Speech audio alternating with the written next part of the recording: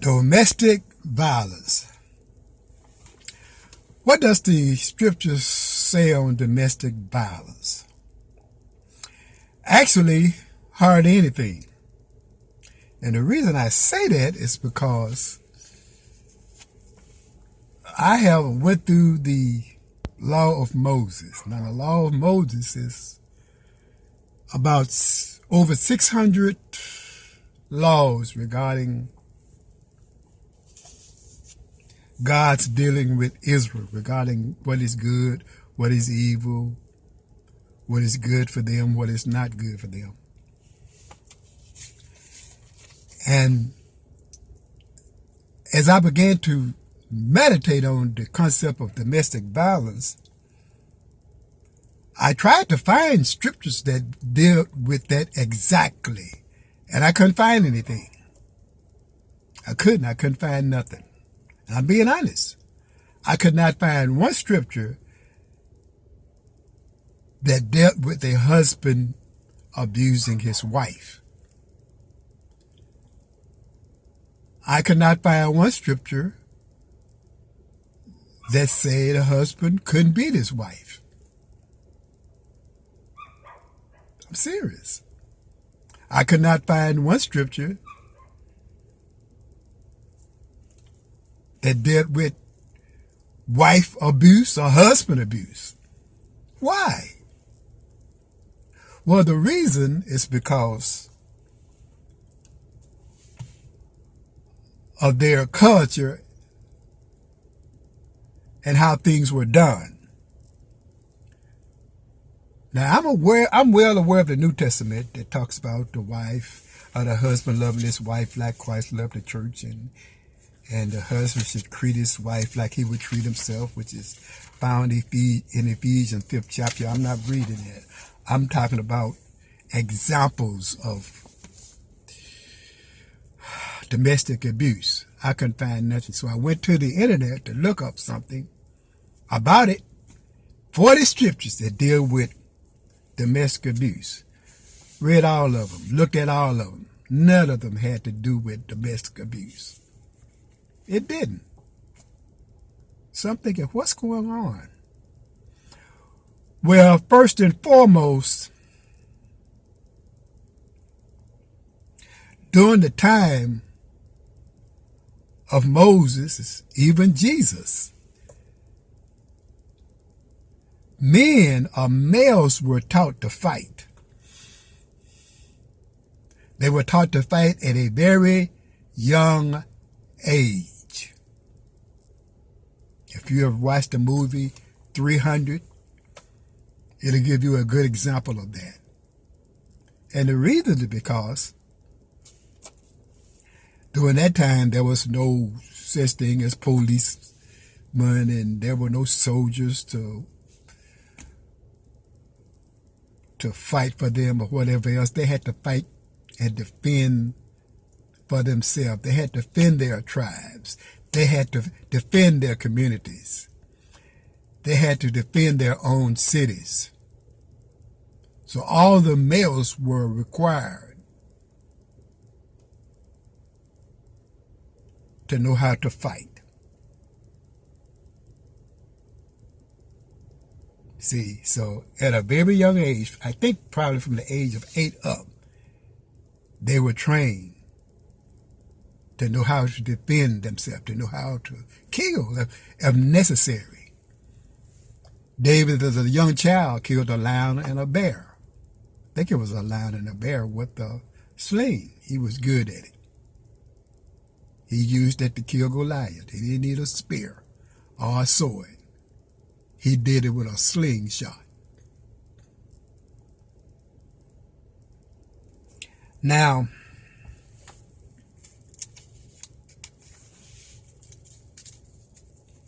as I've stated before, men were taught to fight. Males were taught to fight.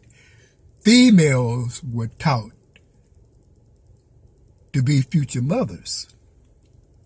They were not taught to fight. They were not taught to engage in any kind of combat. They were not taught to be like males. Now compare that to today. I've said this many times, and I've said it often. Females are taught today to be like males. Now, there's a whole lot more I got to say now.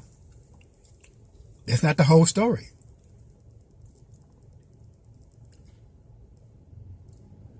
But in the Bible days, there were no women soldiers, no women fighters. Women didn't fight. You can't find not one scripture in the Bible where women fought each other. You cannot find one example in the Bible where females fought each other. You can find it about males, but not females. Exodus 21:12. He that smiteth a man so that he die, shall he surely be put to death. That's Exodus 2:12. Leviticus 24:17 says, and he that killeth any man shall surely be put to death. Verse 18 talks about killing the beast. I'm going to skip that. Leviticus 24:19. Leviticus 24:19 says, and if a man cause a blemish in his neighbor, as he had done, so shall it be done to him. 20. Breach for breach, eye for eye, tooth for tooth. As he had caused a blemish in a man, so shall it be done to him again.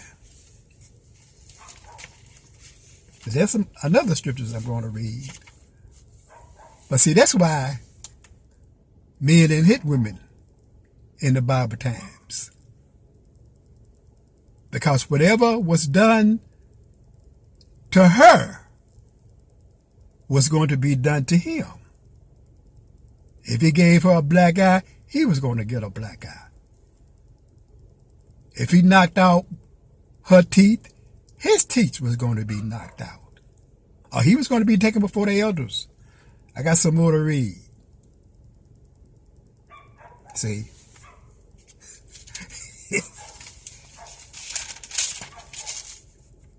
It also says that if a child cursed their parents, they would die. They would be stoned to death. And I could just go on and on.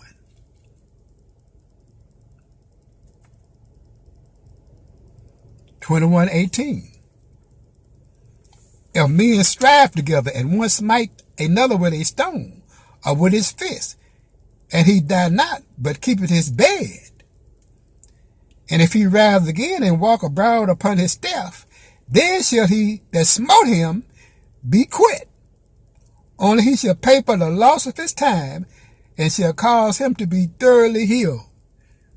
What he's saying is that two men strive together and one injure the other, so that he's so injured that he cannot work. The time that he cannot work, that man that injured him shall pay his bills until he become healed and can do it himself. But if he kill him, he will die also.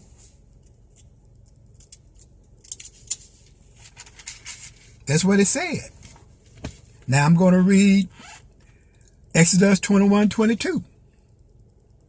If men strive and hurt a woman with child, so that her fruit depart from her, and yet no mischief follow, he shall be surely punished according to as the woman's husband lay upon him, and he shall pay as the judges determine.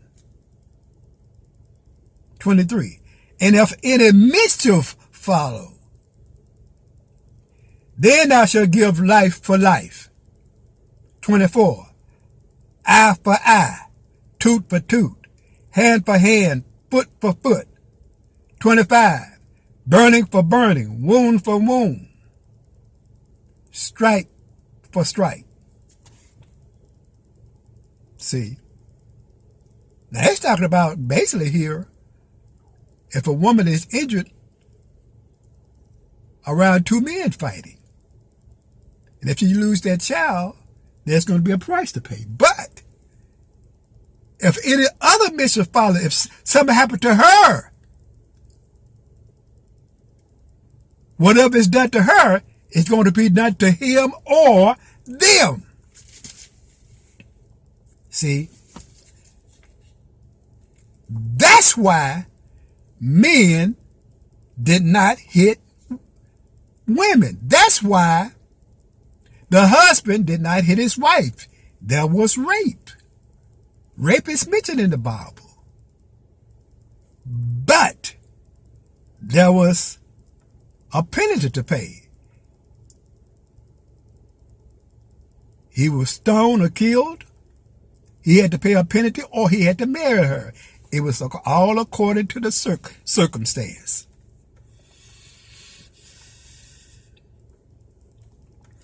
That's why you can't find not one scripture in the Bible nowhere, especially in the law, regarding a male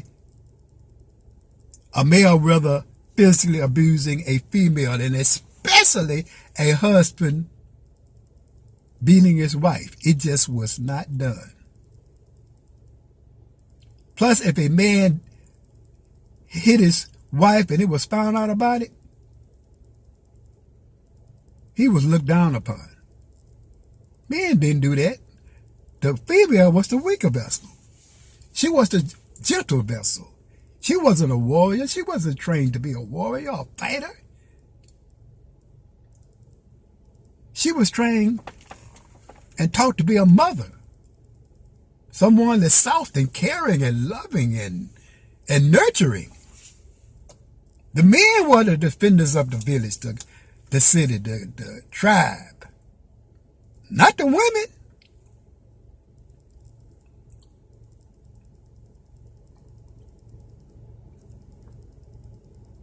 But today, our laws are so slack. Until men today feel that they can do anything and get away with it.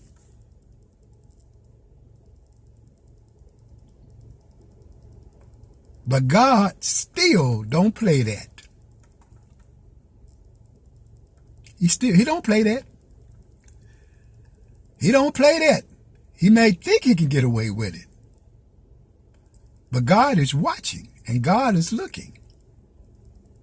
Payback is coming. See, we are no longer under the law. We are under grace. But it is as it is written. As a man soweth, so should he also reap.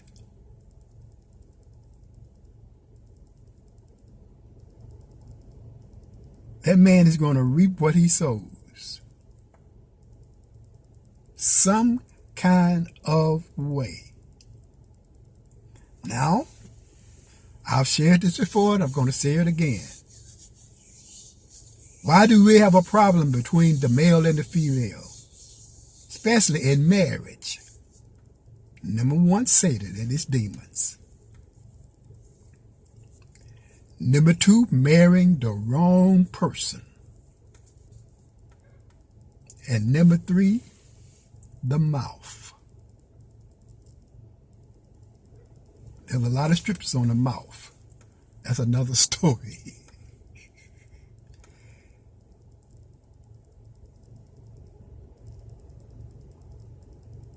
Husband and wife screaming and hollering at each other and all that stuff. And see, I talked about this meek and quiet spirit. I'm not going to even read the scriptures that deal with the woman, the nagging woman. I can, probably 3 or 4 of them. That's one of the many reasons why females get beaten. But the number one reason is Satan and his demons. And they are good at what they do.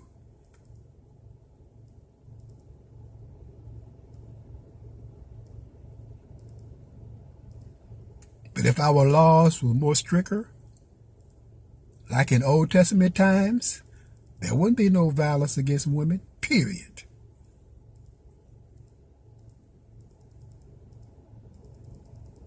It's the liberals that put these weak laws into operation that are causing people to be miserable.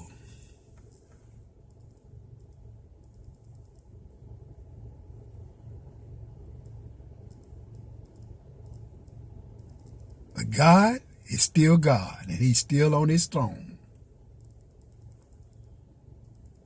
And as it is written, as a man soweth, shall he also reap. God bless.